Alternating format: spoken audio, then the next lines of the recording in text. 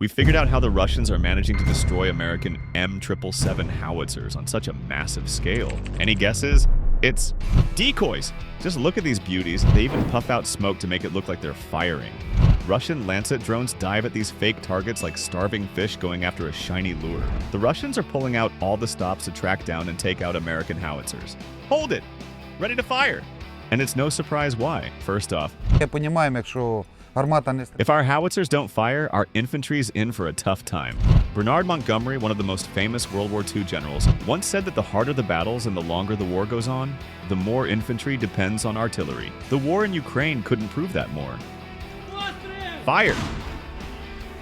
Here's what a real M777 looks like in action. Ukrainian artillery crews lovingly call it 3 axes. But from a drone's perspective, good luck telling a decoy from the real deal.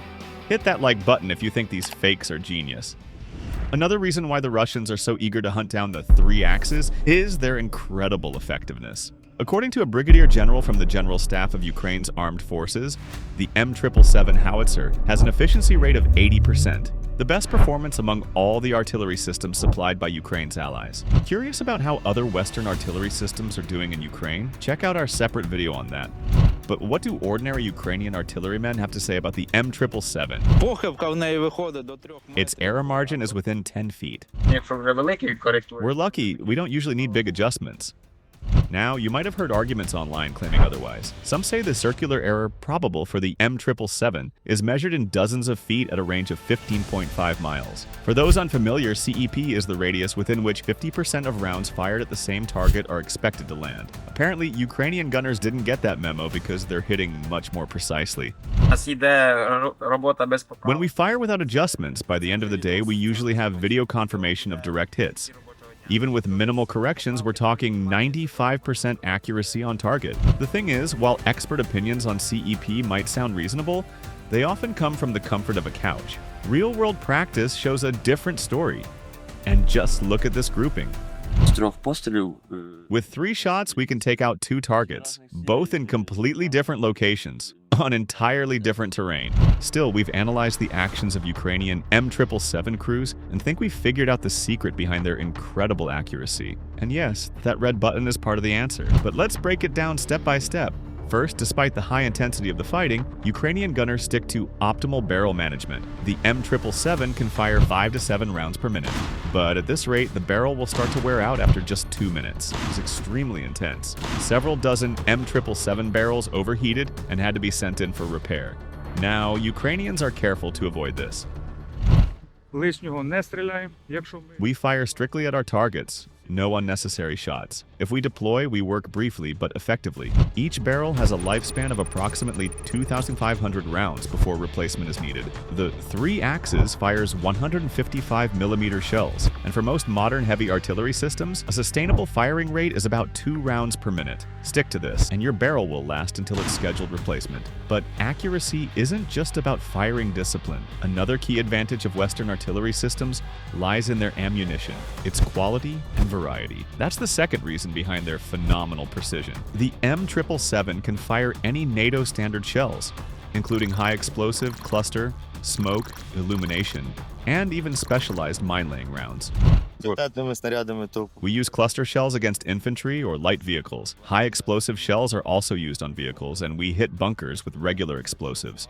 The maximum range of standard high explosive shells is 15 miles, packing nearly 24 pounds of explosives. For comparison, Soviet and Russian 152mm shells carry only 10.5 to 15 pounds of explosives, meaning Western shells are significantly more effective.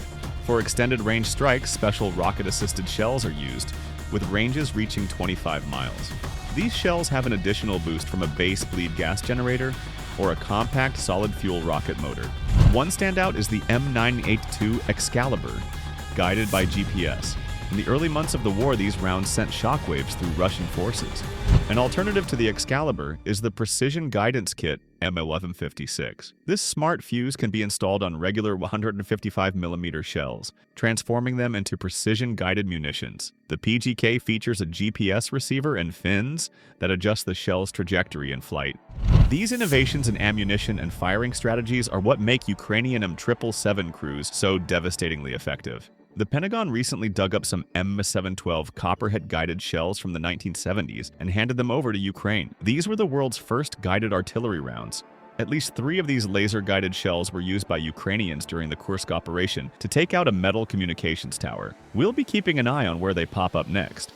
Precision-guided munitions help Ukrainian forces conserve ammo, as fewer shots are needed to take out a target. However, these rounds are also dozens of times more expensive than standard shells, so they're reserved for high-value targets. On top of that, they allow for strikes on moving targets.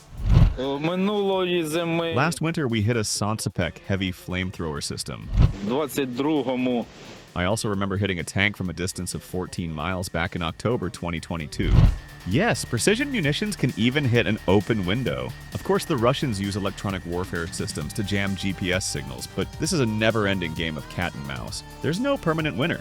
Still, even the best and most advanced shells can't replace skilled personnel, which is yet another reason why M777s have performed so well in Ukraine. In the early months of the war, the US, Canada, and Australia delivered over 100 M777 Howitzers and nearly 190,000 shells to Ukraine. There were concerns about how quickly these systems could be deployed, but training didn't take long. Experienced soldiers were sent to Germany, where they were trained by skilled instructors. They sent us to Germany for training, where American crews taught us.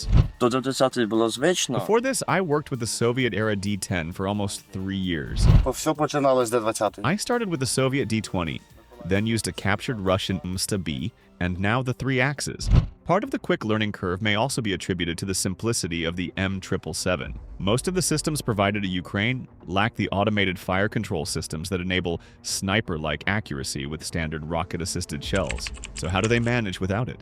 The answer lies in a clever Ukrainian innovation, the Kropyva Combat Control System, which integrates reconnaissance and fire control across different units into a single information network. According to NATO classification, this system falls under the C2 command and control type. Using the Kropyva system requires only 3 key inputs: the target's coordinates, the artillery battery's location, and the meteorological conditions. These are entered into a tablet with specialized software, and the firing direction and range to the target are calculated automatically. That's right, the Kropyva Combat Control System includes a ballistic calculator for the M777. Even the Pentagon can't quite wrap its head around how this was done without hundreds of millions of dollars in funding. So the Kropyva system is another big factor in Ukraine's artillery success. Now it's time to reveal the purpose of that mysterious red button. But first, make sure you're subscribed to our channel if you haven't already. It's a light switch. Insert 2 batteries and it illuminates the scales for nighttime use. Think this is trivial and doesn't affect the outcome? Imagine driving your car at night with no dashboard light.